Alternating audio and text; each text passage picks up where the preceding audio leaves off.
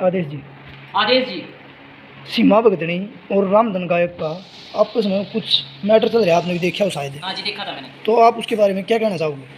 देखिए जी, रामधन जो गायक है वो अपनी जगह बिल्कुल सही है, और जो सीमा भगतनी है वो कुछ परसेंट सही है और कुछ परसेंट गलत है।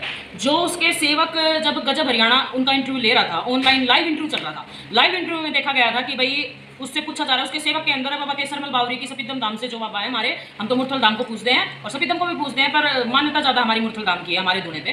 तो जब सफीदम धाम वाले केसरमल बावरी की उसके अंदर पेशी आ रही थी, तो रिपोर्टर साहब ने एक सवाल पूछा था अपने गजब हरियाणा वाले रवि नागर साहब है, उन्होंने पूछा था कि भाई मेरे अंदर हम कितने भाई बहन हैं, और मैं कौन से नंबर का हूँ, और जो मेरा भाई है वो कौन से नंबर का है। तो इस बात का जवाब वो केसरमल बावरी की पेशी में ना दे पाया, और सीमा भगतनी को बार बार बोला गया कि भाई आप कैमरे के सामने आओ और अपनी पेशी करके बताओ भी आपके अंदर माता रानी आती है, आपके अंदर धुतनी आती है, आपके अंदर सीख पात्री धुतनी आती है, मैं मान गई।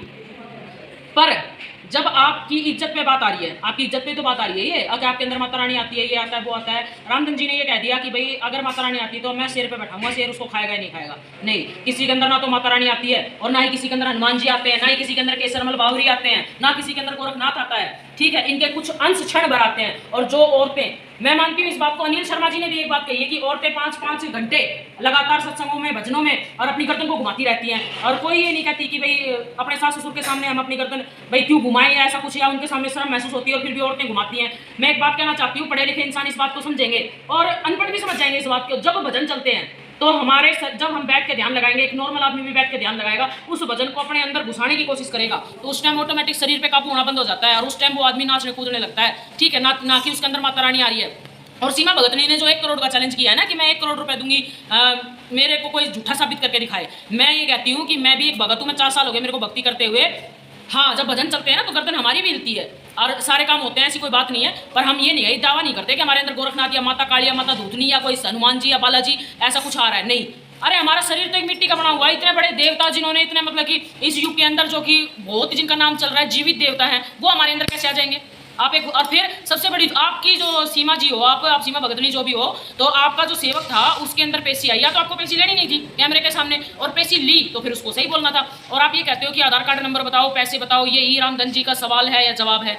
ये एक बात से मैं संतुष्ट हूँ सीमा जी आपकी से, कि आपने ये कहा है कि रामधन के गले पे अगर माता रानी नहीं बैठती है, माता सरस्वती नहीं बैठती है, तो वो कैसे गा सकता है? सच्चाई बात है। पर उसके अंदर आई तो नहीं माता रानी, माता सरस्वती या माता वैष्णो या माता शेरा वाली माता धूतनी आई तो नहीं ना। उसके अंदर उसने उसको स्मरण किया, स्मरण करने से उसने अपना आशीर्वाद उसको दिया जब उसने गाया। आशीर्वाद तो सबके साथ है, हमारे साथ भी है, आपके साथ भी है सीमा जी, और रामधन जी के साथ भी, अनिल शर्मा जी आपके साथ भी है।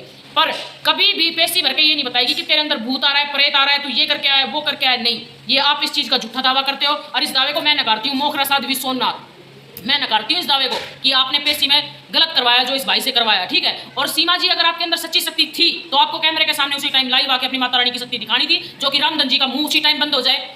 रामधन जी की कुछ बातें गलत हैं और कुछ बातें सही हैं, और इसी तरीके से सीमा जी आपकी भी कुछ बातें गलत हैं और कुछ बातें सही हैं। मैं खुद ही ये बात का दावा करती हूँ, किसी के अंदर कोई शक्ति नहीं आती। अगर हमारे अंदर माता रानी, माता काली, माता धूतनी आ जाएगी तो हमारा शरीर फट जाएगा। नहीं, गलत बात है। और इस तरीके से आप जो झूठे दावे कर रही हो, ये भी बहुत गलत बात है। और मैं रामधन जी को एक बात कहना चाहूंगी, भगवान का आशीर्वाद होता है। ठीक है, औरतें जो ये बाल खिंडा के जो तमाशा करती हैं या कुछ भी करती हैं, ये एक तमाशा नहीं है, उनका शरीर पे अपना कंट्रोल नहीं रहता, इस कारण से वो करती हैं। मान ले भजन चल रहे हैं या कुछ भी चल रहे हैं, पर जो भी गद्दी का भगत है, जिसने गद्दी ले रखी है, चौकी जो लगाता है, गुरुओं का जिसके ऊपर आशीर्वाद है और गुरुओं की गद्दी जो लेके बैठा है, उसको वो कभी भी ऐसे हिल डुल के तो बूझा नहीं निकालेगा। और बूझा किसको कहते हैं? भविष्य कोई बता के दिखाए, वर्तमान तो कोई भी बता देगा, और फिलहाल जो चल रहा है वो भी कोई भी बता देगा, पर भविष्य कोई किसी का बता नहीं सकता। और ठीक है भाई सीमा जी, मैं आपसे एक बात और कहना चाहूंगी कि रामधन जी पूछते हैं कि आधार कार्ड नंबर बता दो, जेब में कितने पैसे हैं ये बता दो, माचिस की तिल्लियाँ कितनी हैं ये बता दो, या भाई मैं क्या करके आया हूँ ये बता दो।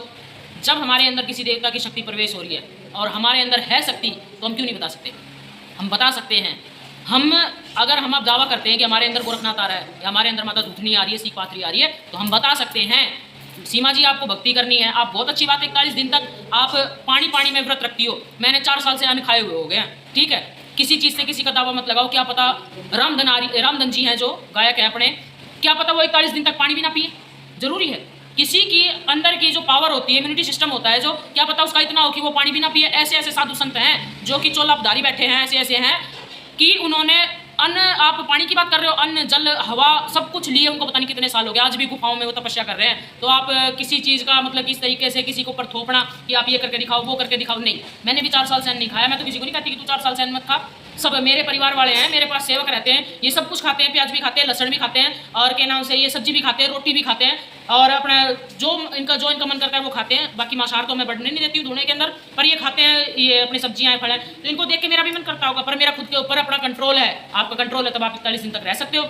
मैं 2 क्विंटल बर्फ के अंदर बैठ के तपस्या करती हूँ, और क्योंकि मेरा खुद का, मैं अपने बाबा को याद करती हूँ, बाबा मुझे आशीर्वाद देता है, और बाबा के आशीर्वाद से मैं 2 घंटे तक बर्फ के अंदर बैठ सकती हूँ। मैं धरती के अंदर तभी रहती हूँ क्योंकि मैं अपने बाबा को स्मरण करती हूँ, और बाबा स्मरण करने के बाद मुझे आशीर्वाद मेरे अंदर तप को बढ़ाता है, तप को बढ़ने के बाद मैं उस मिट्टी के अंदर रह सकती हूँ। और ऐसे ही रामधन जी भी अगर माता सरस्वती को याद करके 41 दिन तक आपके साथ रहेंगे ना, तो पानी क्या कुछ भी छोड़ सकते हैं वो, तो आप भी छोड़ सकती हो और वो भी छोड़ सकते हैं। खुद का कंट्रोल होता है, और बाबा जो हमारे गुरु हैं, बाबा हैं, हमारी माता रानी है, उनका हमारे ऊपर आशीर्वाद है। आप सीमा जी ये मत कहिए किसी के अंदर पेशी आती है या किसी के अंदर भगवान आ रहा है, गलत, किसी के अंदर कुछ नहीं आता। ये छठी इंद्रिय होती है, उससे बुझा निकलती है, वो भी सिर्फ इतनी कि तू तेरे घर में ये परेशानी है, वो परेशानी है, ये परेशानी है। देखा हमसे कोई पूछ कर देखे हमारी जेब में कितने रुपए भाई, हम तो कोई नहीं बता सका, हमारे तो बस की कोनी।